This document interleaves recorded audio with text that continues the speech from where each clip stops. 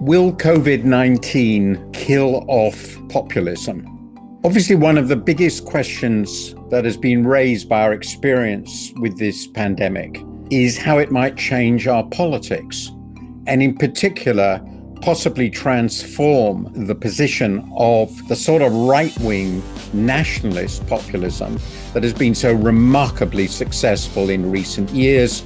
We're seeing it particularly in Donald Trump's United States, in Narendra Modi's India, in Jair Bolsonaro's Brazil, and to a lesser degree, Boris Johnson's Brexit-leaning Britain. In all these cases, notably in Britain, the US, and Brazil, progress in managing the disease has been really very poor. Britain has the second highest death rate in the world, while the US and Brazil are well behind Britain. In those cases, the death rates are rising very, very rapidly. So people are asking, quite understandably, is this basically the end of the sort of right-wing, very aggressive populism that has been so successful in very different sorts of countries? And I think the answer to that is it's far too soon to reach this conclusion. What is really interesting about our experience with COVID-19 is what matters is not really the political ideology, but whether we have governments that actually care about governing. So there have been very effective democratic governments like South Korea's, New Zealand, Denmark, Austria, and Germany. They're also all very good examples.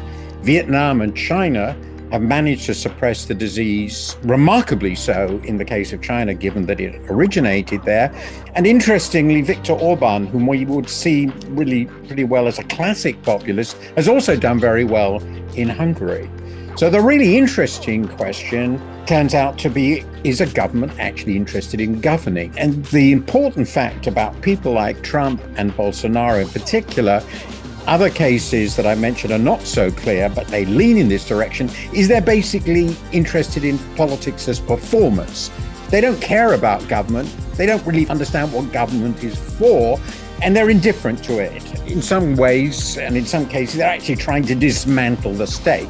It's pretty obvious if that's what you want to do, you really can't manage a disease very well. But there are other autocratic and indeed populist politicians who understand that ultimately their claim on power depends on being reasonably effective in dealing with a very serious disease of this kind.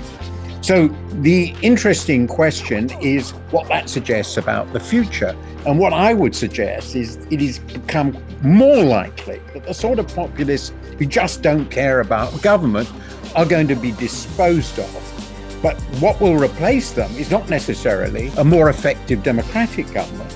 It could be just a much more effective dictator, an autocrat who actually wants to deliver government that people care about.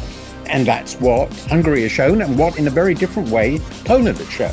So what we may be seeing, but it's too soon to tell, because it's possible that people won't care about any of this. They might just love the performance of power and not care that power isn't delivering anything for them very much. But I think the more likely outcome is that it's governments that want to deliver services for their people. They're the ones that are going to succeed.